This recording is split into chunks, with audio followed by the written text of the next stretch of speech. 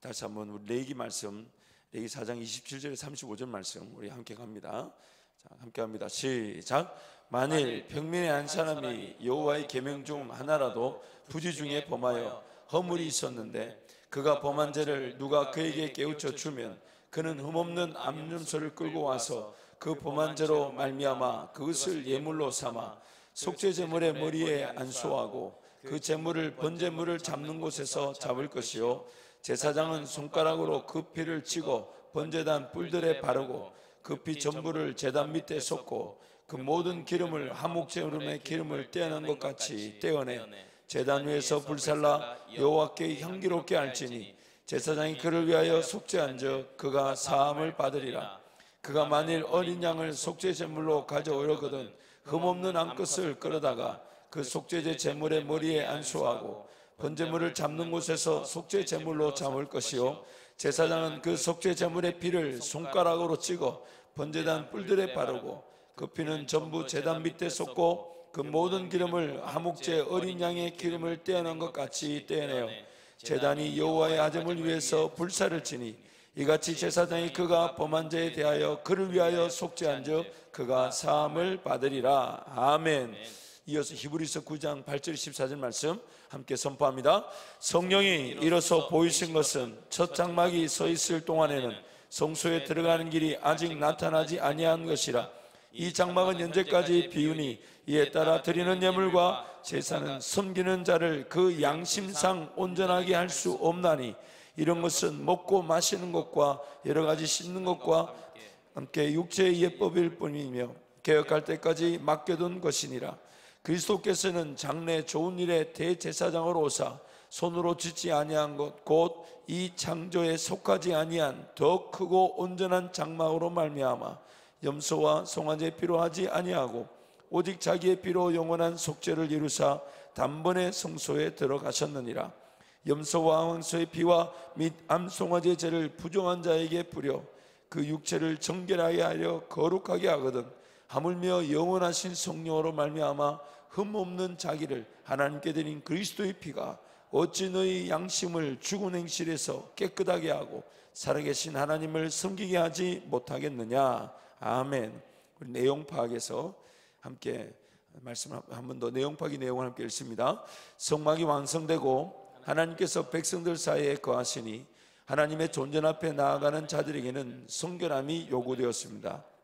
그러나 백성들은 모세가 율법을 받을 때도 죄를 짓는 죄인들이었지요.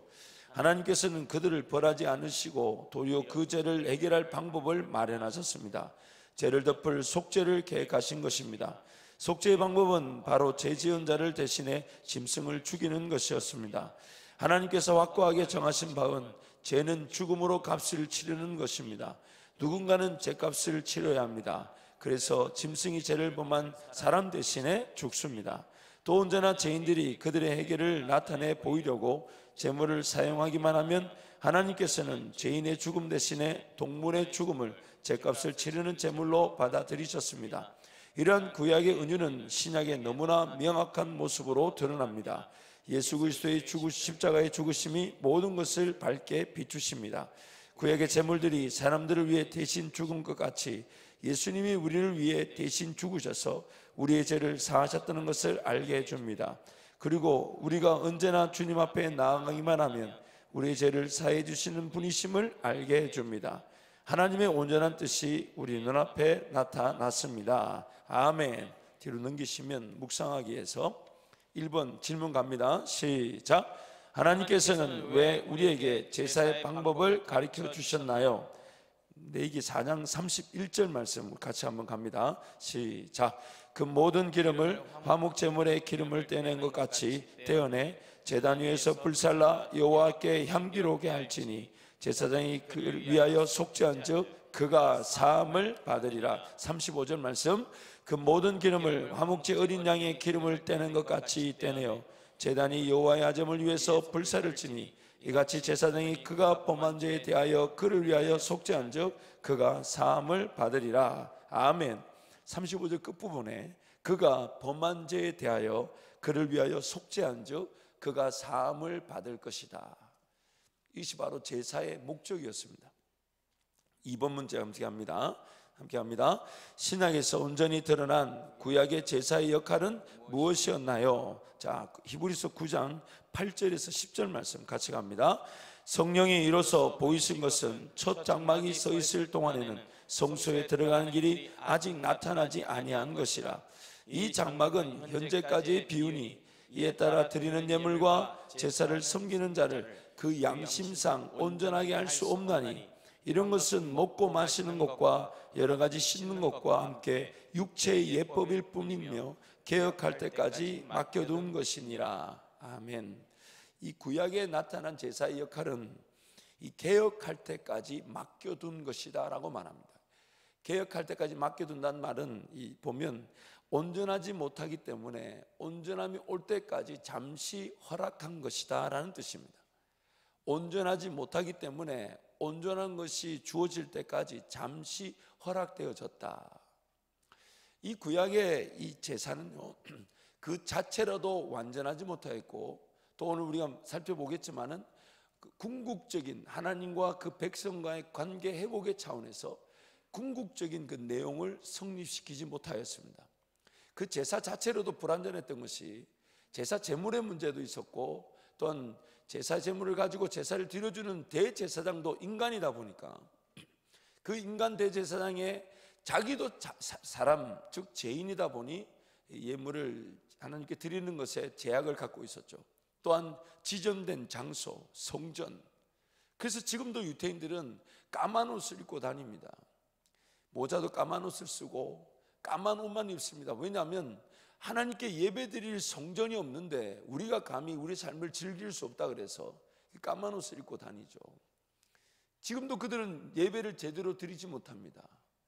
유월절을 드리고 싶어도 유월절을 드리지 못합니다. 그래서 성전 벽이 한쪽 벽만 남아있는 그 벽에서 통곡하고 있어요. 그래서 그걸 통곡의 벽이라고 그럽니다. 그 유월절이 되면 저도 마침 그 이스라엘에 가 있었을 때가 유월절 기간이었어요. 유월절 기간에 모든 남성들, 유대인들은 다 예루살렘으로 올라오잖아요. 그럼 예루살렘 성안이 완전히 인산인해입니다. 근데 그들은 유월절 예배를, 즉 제사를 드릴 수가 없습니다. 왜냐하면 성전이 없기 때문에. 그래서 그 성전벽 한쪽 벽에 가서, 남아있는 그 무너진 성전의 한쪽 벽에 가서 거기서 통곡합니다. 그래서 통곡의 벽이라고 합니다. 그 제사 제물 자체도 동물의 것을 빌리다 보니까 어떤 한계가 있냐면, 이 동물의 피가 나를 제사하다 보니까 죄를 지을 때마다 동물을 잡아야 돼요. 그러면 여러분 한번 생각해 보세요. 죄를 지을 때마다 동물 잡으면 동물이 얼마나 필요할까요? 사람마다 동물 수가 조금 다를 수 있겠지만은 저 같은 경우는 수십만 마리는 잡았어야 돼요. 제가 한번 설명을 드렸잖아요. 우리는 죄를 짓고 싶어 죄를 짓는 그 수준을 넘어섰어요. 어쩔 수 없이 죄를 지을 때도 있어요. 예를 들면 이런 거예요. 지나가는데 누가 저를 툭 쳤어요. 제 마음에 어떤 생각이 드냐면, 뭐 저런, 이렇게 생각이 나오는 순간 뭐 한 겁니까? 죄 지은 거예요. 나는 전혀 그렇게 지을 생각이 없었는데, 그런 거 가지고 이제 또 양을 잡아야 돼요. 양 잡아야 돼요. 양도 그냥 양이 한 1년 된 거룩하고 흠이 없는 양을 잡아야 돼요. 그 평생 우리 삶이 뭐 하다 끝나냐면 제사 예물 준비하다가 인생 마칠 수가 있어요. 그만큼 피곤한 일이 없는 거예요. 양 잡아야 되죠. 양 잡을 돈이 없으면 나중에 뭐 잡아야 됩니까? 비둘기 잡아야 되고, 비둘기 잡을 돈 없으면 나중에 밀가루라도 구별해야 되는, 삶이 점점점 뭔가 하나님과 함께 동행하며 그 은혜의 길을 걸어가는 자유하기보다는 이 자꾸 구속되는, 점점점 움츠러들 수밖에 없어요. 근데 여러분, 오늘 우리 신앙생활이 그럴 수 있습니다. 주님과 나와의 관계에서 성령 하나님을 쫓아가는 그 은혜가 없으면 우리는 구약식 그런 은혜의 한계 안에 갇혀져 있을 수 있습니다.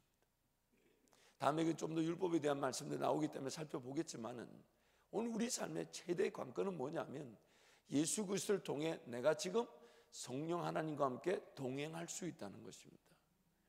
예수 그리스도로 말미암아 내가 용납되어졌기 때문에 내 삶의 가장 하나님의 궁극적인 관심은 단순히 제사를 드리고 하나님께 관계 회복되고 제 용서함을 받는 수준이 아니라 예수를 말미암아 용납된 내 삶이 성령 하나님의 음성을 듣고 성령 하나님과 함께 동행하는 것입니다. 그래서 날마다 깨어 있으라고 우리에게 권면하시는 거예요. 날마다 항상 깨어 있어 쉬지 말고 기도하라고 우리에게 권면하시는 거예요. 성령 하나님과 함께 걸어갈 그 무궁무진한 믿음의 세계에 나를 자유하게 하고 나를 통해 하나님 영광을 받으신 놀라운 그 일들, 기적 같은 역사들이 우리에게는 상식이 되는 은혜, 성령 하나님이 나를 마음껏 그 은혜 자리로 이끌어갈 그 은혜의 바다를 향해 헤쳐나가게 할 그 기적 같은 역사들. 그래서 우리에게 주어진 삶에 그저 하나님과 나와 용서를 받는, 제 용서함을 받는 수준에 머물지 말라는 것입니다. 그저 내 삶은 내 실력, 내 능력, 내 인간적인 한계 안에 살아가는 것으로 만족하지 말라는 것이에요. 하나님은 더 크고 놀라운 일을, 놀라운 그 역사를 우리와 함께 걷기를 원하십니다. 그래서 구약식 그런 은혜의 한계 안에 갇혀 있어서는 안 됩니다. 우리 3번 문제 함께 갑니다. 시작. 구약의 제사의 역할을 완전케 하실 뿐만 아니라 단번에 속죄를 이루신 분은 누구십니까? 예수 그리스도. 완벽한 대제사장이 되셨고, 완벽한, 더 이상 우리가 누군가의 짐승의 동물의 생명을 의지할 필요가 없는 희생 제물이 되어 주셨습니다. 구약 제사의 그 한계를 완벽하게 완성시켜 주신 것입니다. 또한 그 예수 그리스도께서 그분의 속죄 제사로 말미암아 우리를 하나님의 성전 삼아 주셨습니다. 성령이 거하시는 성전을 삼아 주셨기 때문에 구약식 그 제사는 더 이상 우리에게 존재하지 않는 것입니다. 얼마나 감사합니까? 아니, 목사님 저도 피곤할 것 같아요. 여러분 대신해서 양 잡아야 되고 피 철철철 흘러야 되고 그 손가락 찍어가지고 뭐 재단 이리 뿌고 찍어 막 그런 거 안 하고 싶어요. 저도. 아니 왜 그러세요? 저도 안 하고 싶어요. 그러나 그 은혜, 정말 그 구약식 은혜가 아닌 지금 이런 은혜를 누렸다는 건 저는 또 다른 한편에서 보자면 어마어마한 그 영적인 은혜의 특권을 가진 자다운 책임이 요구되는 겁니다.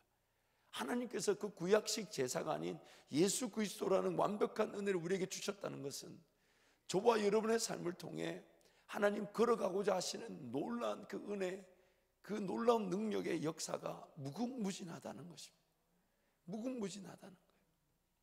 여러분 9절 말씀, 우리 히브리서 9장 9절 말씀을 같이 가볼까요? 9절 말씀 함께 갑니다. 시작.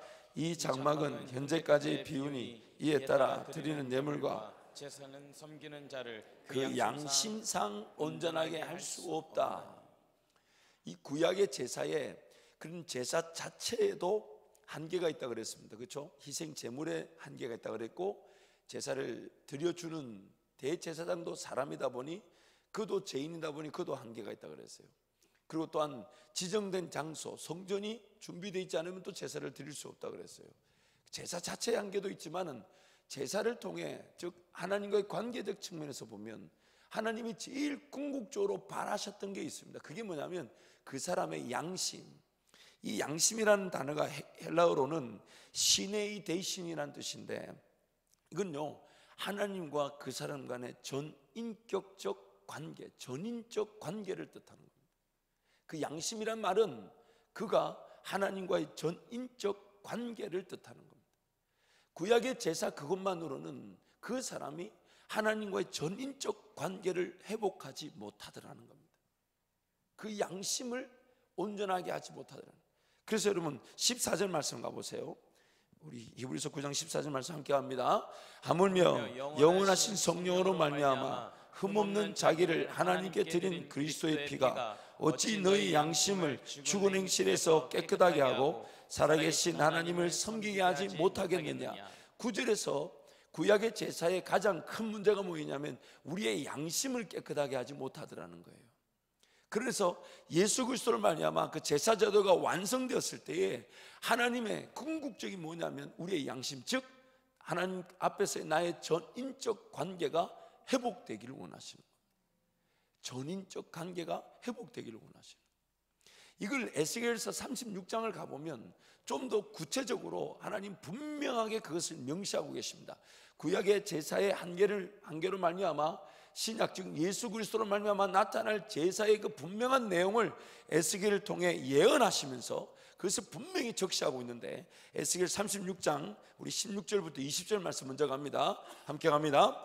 여호와의 말씀이 또 내게 임하여 이르시되, 인자야, 이스라엘 족속이 그들의 고국 땅에 거주할 때 그들의 행위로 그 땅을 더럽혔나니 나 보기에 그 행위가 월경 중에 있는 여인의 부정함과 같았느니라. 그들이 땅 위에 피를 쏟았으며 그 의상들로 말미암아 자신들을 더럽혔으므로 내가 분노를 그들 위에 쏟아 그들을 그 행위대로 심판하여 각국에 흩으며 여러 나라에 해쳤더니, 그들이 이른바 그 여러 나라에서 내 거룩한 이름이 그들로 말미암아 더러워졌나니 곧 사람들이 그들을 가리켜 이르기를 이들은 여호와의 백성이라도 여호와의 땅에서 떠난 자라 하였음이라. 그 백성이 하나님께로부터 떠났다는 거예요. 그래서 하나님이 그들을 할 수 없이 각국으로 흩어버리셨다는 겁니다. 각국으로 흩어버리셨어요. 그 흩어버린 것에는 또 여러 가지 목적이 있는데, 그 땅, 즉 땅 자체를 회복시키고, 왜냐하면 하나님의 백성들이 그 땅에서 죄를 지으니까 그 땅도 죄 가운데 머물게 되니까 땅도 회복을 해야 되고, 또 그 백성들도 뭔가 이렇게 흔들어서 우리 요제에 대해서 말씀 받잖아요. 흔들어서 하나님을 기억하게 만드셔야만 했던 거죠. 그래서 이스라엘 백성들의 상황에 대해 얘기하시면서 21절부터 23절을 보면 하나님이 그 가운데서 일하셔야만 했던 분명한 이유에 대해서 말씀하십니다. 갑니다. 그러나 이스라엘 족속이 들어간 그 여러 나라에서 더럽힌 내 거룩한 이름을 내가 아껴노라. 그러므로 너는 이스라엘 족속에게 이르기를, 주 여호와께서 이같이 말씀하시기를, 이스라엘 족속아, 내가 이렇게 행함은 너희를 위함이 아니요 너희가 들어간 그 여러 나라에서 더럽힌 나의 거룩한 이름을 위함이라. 여러 나라 가운데서 더럽혀진 이름 곧 너희가 그들 가운데서 더럽힌 나의 큰 이름을 내가 거룩하게 할지라. 내가 그들의 눈앞에서 너희로 말미암아 나의 거룩함을 나타내리니 내가 여호와인 줄을 여러 나라 사람이 알리라. 주 여호와의 말씀이니라. 무엇 때문에 일하신다고요? 우리 때문에 일하시는 게 아니라, 물론 우리를 사랑하셨죠. 그러나 더 큰 목적이 있습니다. 그게 뭐냐면 자기 백성이라고 하는, 하나님의 백성이라는 그들이 하나님을 제대로 섬기지 못하여 각 나라로 쫓겨가 버렸어요. 그러니까 이런 일이 일어납니다. 야, 너희들은 하나님을 섬긴다는데 도대체 이런 나라에서 왜 종살이 하냐? 왜 이런 나라에서 쫓겨 사냐? 나라도 없이 이렇게 흩어져 사냐? 라는 하나님의 이름이 욕을 먹으니까, 그 거룩한 이름이 더럽혀지니까 하나님이 자기 이름 때문에 자기 백성 삼으셨다는 하나님의 그 분명한 그 목적이 곡해되고 오해를 받으니까 내 이름을, 너희들이 더럽힌 내 이름을 위하여 내가 일한다, 그렇게 말씀하시면서 그 자기 백성들을 회복할 것을 예언하십니다. 그 회복의 내용이 뭐냐면 구약의 내용과 신약에 나타날, 구약의 내용을 얘기하시면서 신약에 나타날 궁극적인 구원의 완성, 그 구원의 목적, 구원의 내용에 대해서 예언하는 말씀이 이제 등장합니다. 그 말씀 24절부터 27절입니다. 함께 갑니다. 내가 너희를 여러 나라 가운데서 인도하여 내고 여러 민족 가운데서 모아들이고 고국 땅에 들어가서 맑은 물을 너희에게 뿌려서 너희로 정결하게 하되 곧 너희 모든 더러운 곳에서와 모든 우상 숭배에서 너희를 정결하게 할 것이며, 또 새 영을 너희 속에 두고 새 마음을 너희에게 주되 너희의 육신에서 굳은 마음을 제거하고 부드러운 마음을 줄 것이며, 또 내 영을 너희 속에 두어 너희로 내 율례를 행하게 하리니 너희가 내 규례를 지켜 행할지라. 흩어진 그 백성들을 불러 모으셔서 그들을 회복시키는 방법에 크게 세 가지를 얘기하십니다. 첫 번째는 맑은 물을 뿌리신다. 맑은 물을 뿌린다는 말은 예수 그리스도의 보혈로 우리가 덮인다는 것을 상징하고, 또한 물 세례를 상징하기도 합니다. 맑은 물을 뿌리시고, 그 다음에 두 번째는 우리 자체 타락한 우리의 본성으로 인해 잃어버렸던 것들을 회복시켜 주신다는 거예요. 우리 타락한 본성으로 말미암아 잃어버렸던 것이 두 가지로 본문에 제시됩니다. 잃어버렸던 게 뭐냐면 이 육신 자체도 타락했지만 내 안에 두 가지 잃어버렸, 즉 영, 나의 영, 내 영, 인간의 영이 타락했다는 거예요. 그래서 그 인간의 영을 새롭게 해준다, 새 영을 주겠다. 아예 이 나에게 주어진 그 영이란 말은 하나님과 나와의 교감 능력의 이 연결끈, 교감 능력의 장소라고 볼 수 있습니다. 그리고 그 영에 성령이 머무시게 되는 것이죠. 나의 타락한 나의 죄로 말미암아 없어진 영을, 새 영을 나에게 주시고, 두 번째로 허락하시는 게 새 마음을 주신다. 그래서 그 새 마음이 어떤 마음이냐면, 굳었던 마음이, 강팍했던 마음이 부드러워진다는 겁니다. 그래서 여러분, 거듭남의 역사가 성령이 내 안에서부터 시작하신다는 말은 중생, 즉 회개를 하게 하시는 거죠. 그 회개할 때 역사가 뭡니까? 내 마음이 부드러워져. 어떻게 부드러워집니까? 하나님을 인정하지 않았던 마음이 하나님을 인정하기 시작합니다. 하나님을 받아들이지 못했던 마음이 하나님을 받아들이기 시작합니다. 마음이 깨어지기 시작하는 거예요. 하나님을 전혀 보지 못했던 내 마음이 깨어지기 시작하는 거예요. 이 지금 하나님께서 에스겔 선지자를 통해 미리 예언하신 거예요. 새 영을 줄 것이고 새 마음을 줘서 그 마음이, 강팍한 마음을 부드럽게 만들어주게 될 것이다. 그 역사를 주신다는 거예요. 그러면서 우리 가운데 여호와의 신, 즉 성령 하나님이 거하게 될 것이라고 말씀하고 있습니다. 그리고 그 성령 하나님이 거하시게 되는 게 27절 말씀 보면, 27절 말씀 한 번 더 읽을까요? 갑니다. 또 내 영을 너희 속에 두어 너희로 내 율례를 행하게 하리니 너희가 내 규례를 지켜 행할지라. 화면에 띄워놔 주세요. 궁극적으로 이 구원의 역사, 그런 제사 제도를 통해 하나님과의 관계가 회복되었을 때 하나님이 바라셨던 게 이 부분입니다. 성령 하나님을 통해 하나님의 말씀이 지켜지고 행하여지는 것. 성령 하나님을 통해 하나님의 말씀이 지켜지고 행하여지는 것. 단순히 내 제사함 받은 정도로 끝나는 것이 구원의 목적이 아닙니다. 천국 가는 티켓 하나 얻은 게 목적이 아니에요. 하나님이 예수 믿고 나서 왜 이 땅에 남겨놓으셨는가 하는 겁니다. 여러분, 왜 남겨놓았을까요? 지금이라도 주님 오셔서 우리가 천국 가는 게 좋을까요? 이 땅에 남아있는 게 좋을까요? 남아있는 게 좋나요? 우리 권사님은 제게 그때 신방을 드리러 가서 제가 뭐 한다고 얘기했는지 모르겠는데, 연세 드신 권사님들한테서 권사님, 저는 제 속마음은 그랬어요. 앞으로 좀 건강하게 오래 사셔서 주님 섬기게 될 것이다, 그 얘기를 하면서 이제는 이제 병치료도 좀 기술이 좋아지게 되고 또 120살까지 산다 합니다 하니까 다들 어떤 분위기냐면 주여 그렇게 힘들어 하시더라고요. 그래서 아니, 저는 그런 뜻이 아닌데 이게 좀 건강하게 우리 인류가 좀 더 주님을 예배하게 될 것이라고 했는데 권사님들이 너무 힘들어 하시더라고요. 주여 하시더라고요. 그 다음부터 제가 어디 가서 120살까지 산다는 얘기는 못 합니다. 다들 힘들어 하시더라고요. 알고 보니까 저도 힘들어요. 저도 지금 이제 이 자연 수명이 이제 평균 90세로 올라가 있지 않습니까? 그리고 이제 저희 세대는 이제 100세에서 110세 얘기를 막 하고 있어요. 그것도 안정적으로 볼 때 최소한 그렇다고 얘기합니다. 우리 또 주요가 나오셨는데 그리고 이제 우리 자녀들은 이제 120세에서 150세를 산다고 그래요. 아니, 여러분이 왜 주요를 하십니까? 우리 자녀들이 그렇게 길게 이 땅에서 주님과 함께 동행하면 놀라운 은혜의 기록이 되고 믿음의 현장이 될 것인데, 근데 여러분 보세요.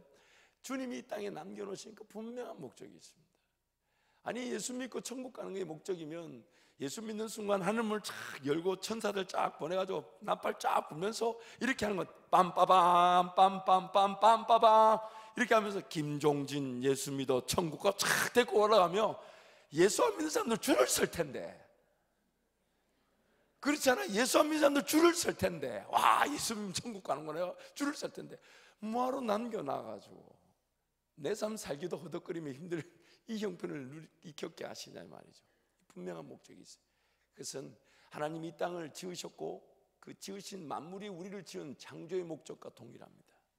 그 하나님과 함께 소통하면서 하나님 그분의 말씀이 이 땅에 우리를 통해 나타나고 지켜지고 드러나는 것, 그것이 목적이에요. 그래서 여러분, 이 하나님 말씀을 대한다는 것, 이것이 너무너무 귀하고 소중한 일입니다. 하나님 말씀이 깨달아지고 읽혀진다는 것, 이것이 값진 일이에요. 그리고 그 말씀이 나는 그저 읽고 깨닫고 나를 살리는 말씀으로, 그래서 생명의 양식처럼 받은 것만 해도 감사한데 하나님은 이 말씀이 실제화되게 하신다는 것입니다. 이 말씀이 실제로 실현되게 인도하신다는 것, 거기에 하나님의 관심이 있는 겁니다. 그래서 이 일을 이루시기 위해 오늘 우리에게 새 영을 주시고 새 마음을 주시고 맑음을 뿌려 깨끗하게 하셨을 뿐만 아니라 또한 성령이 거하시고 계시고, 이것이 바로 궁극적인 구원의 목적입니다. 궁극적인 구원의 목적. 그런데 그렇게 예언하시면서요, 28절부터 36절을 이렇게 쭉 보면 이제 그 하나님께서 이루신 일을 통해 그 백성들 가운데 나타날 일을 쭉 28절부터 36절에 나옵니다. 함께 갑니다. 이제 결과론적으로 이런 일이 나타나는 거예요. 함께 갑니다. 시작.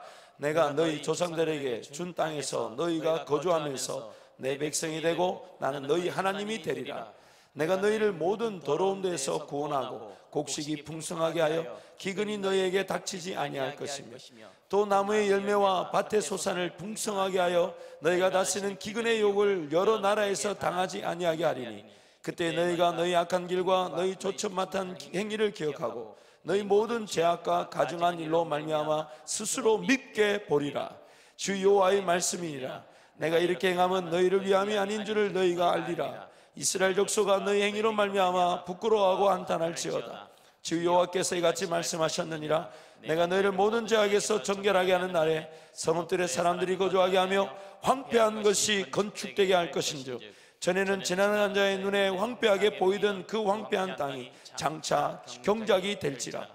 사람이 이르기를 이 땅이 황폐하더니 이제는 에덴 동산같이 되었고 황량하고 적막하고 무너진 성읍들의 성벽과 주민이 있다 하리니 너희 사방에 남은 이방 사람이 나 여호와가 무너진 곳을 건축하며 황폐한 자리에 심은 줄을 알리라. 나 여호와가 말하였으니 이루리라. 아멘. 여러분의 황폐한 삶이 경작이 되고 열매를 맺게 될 것입니다. 죽었던 것이 살아나게 되고 생명이 없던 것이 새 생명의 역사가 나타나게 될 것입니다. 우리를 통해 하나님의, 그래서 우리가 하나님의 구원을 통해 복의 근원이 되는 겁니다. 나 자신이 구원을 얻고 서 있는 내 땅, 내가 섬기는 직장, 일터, 가정, 나로 말미암아 그들이 하나님의 복을 보게 되는 것입니다. 내가 서 있다는 이유로 오늘 본문 말씀 보니까 너무 좋은 단어가 있어요. 나로 말미암아 내 주변이 에덴 동산처럼 된다는 거예요. 야, 이런 게 감격스럽지 않나요? 아니, 저만 또 감격스러운 것 같은, 이런 게 감격스러운, 내가 서 있다는 이유로 복의 근원이 내가 되어서 내가 서 있는 자리가 뭐가 된다고요? 에덴 동산처럼 된다. 야, 에덴 동산처럼 그 일을 이루시겠다는 거예요. 그런데 성경이 그러고 끝나질 않고요, 37절 38절에 이렇게 말합니다. 우리 같이 갈까요? 시작. 주 여호와께서 이같이 말씀하셨느니라. 그래도 이스라엘 족속이 이같이 자기들에게 이루어 주기를 내게 구하여야 할지라. 내가 그들의 수요를 양떼같이 많아지게 하되 제사드릴 양떼 곧 예루살렘이 정한 절기의 양무리같이 황폐한 성읍을 사람의 때로 채우리라. 그리한즉 그들이 나를 여호와인 줄 알리라 하셨느니라. 37절 말씀 보니까 하나님이 구원의 역사를 통해 반드시 이루신다 해놓고 하나의 하나님이 궁극적으로 더 바라시는, 우리에게 바라시는 게 있다는 거예요. 그게 뭐냐면 오늘 구원을, 즉 제사, 완성된 예수 그리스도라는 제사를 통해, 또한 성령이 우리 가운데 머무시는 그 완성된 은혜를 통해 최고로 바라시는 게 뭐냐면 이겁니다. 내가 모든 걸 예언한 대로 다 이룰 것인데 37절 보니까 그래도 이스라엘 족속이 이같이 자기들에게 이루어 주기를 내게 뭐하여야 한다고요? 구하여야 한다. 내게 구하여야 한다. 영어로 보니까 I will let the house of Israel ask me to do for them. 하나님께서 이스라엘 백성들로 하여금 기도하게 할 것이다, 만들 것이다. 여러분, 오늘 우리 삶의 최종적인 내용이 바로 이것입니다. 하나님은 이미 모든 걸 다 알고 계십니다. 하나님 그분께는 모든 것이 이미 계획되어져 있고 어떤 은혜가 나타날지를 다 알고 계십니다. 전지전능하시기 때문에 모르시는 일이 없어요. 그런데 그 모든 일이 오늘 나에게 그것이 깨달아지고 기도되어지게 하셔서 이루시겠다는 것이고, 이것이 구원의 궁극적인 최종적인 결과입니다. 이 부분이 최종적인 결과예요. 나와 관계없이 나에게 맑은 물을 뿌리시듯 새 영을, 새 마음을 주시고 여호와의 성령이 거하게 만드셨어요. 이거는 우리가 거절하거나 거부할 수도 없는 일이었어요. 예수를 믿고 거듭나 하나님의 백성이 됐다는 것은 하나님 그분의 이름, 나를 창조하셨고 나를 자녀 삼으셨다는 그 하나를 회복하시기 위해 나를 내 의지와 관계없이 구원해 주셨어요. 그것도 이미 2000년 전에 예수가 나를 위해 죽어주시는 걸로 나를 구원하셨어요. 나와 관계없이 구원하셨어요. 왜냐하면 내가 하나님의 분명한 선택된 백성이기 때문에 죄악의 자리에 뒹굴고 내버려 두지 못하셨던 것입니다. 그래서 나와 관계없이 나를 위해 예수를 죽이시고 그로 말미암아 새 영 새 마음을 주시고 또한 성령을 주셔서 이제 하나님과 함께 동행하며 사는데, 하나님 말씀하십니다. 이제 내가 너를 위해 너를 복의 근원으로 삼고 죽었던 것을 살려내고 황폐한 땅에 경작이 일어나며 새로운 성읍이 개척되고 에덴 동산처럼 만들어 주겠다. 그런데 그런 일이 이루어지기를 내게 구하여야 할 것이다. 내게 구하여야 할 것이다. 여러분, 기도라는 것은 인생의 어떤 문제를 풀고 내 필요 원함을 채우는 수준이 아닙니다. 기도라는 것은 단순히 내가 살아가는 삶의 수단이 아닙니다. 기도는 삶의 목적입니다. 내가 왜 이 땅에 남아 있는가 한 분명한 이유가 바로 기도하기 위해서입니다. 그 기도를 통해 내 인생의 문제가 해결될 수도 있습니다. 그러나 하나님 그 정도 수준이 아니에요.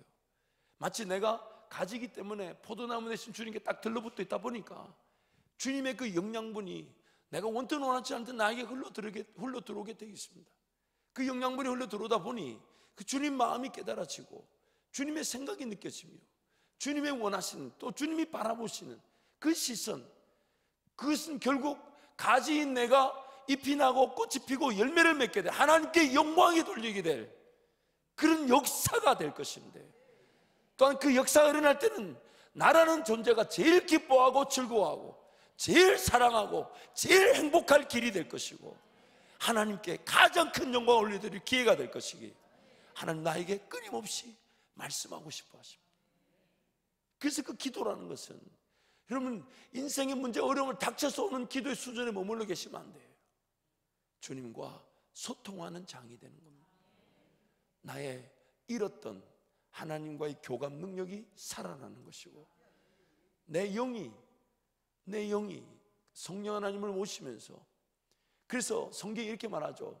성령 하나님이 무엇을 기도해야 될지를 모르는 우리에게 기도의 내용, 즉 왜냐하면 그분은 하나님의 마음까지도 다 아시기 때문에 무엇을 간구해야 될지, 무엇이 있어야 될지를 깨달아 알게 하신다는 거예요. 그래서 그 성령 하나님이 내 안에서 하나님의 그 본 마음을 깨닫고 알게 하고, 마치 이런 거죠. 야, 이런 거 어떠냐? 이 길 한번 가보지 않을래? 여기 함께 순종해 보지 않으련? 여기 함께 헌신해 보지 않으련? 여기 함께 하나님 은혜를 구해 보지 않으련? 날마다 이 동행이 우리를 구원하신 하나님의 마음입니다. 하나님의 마음.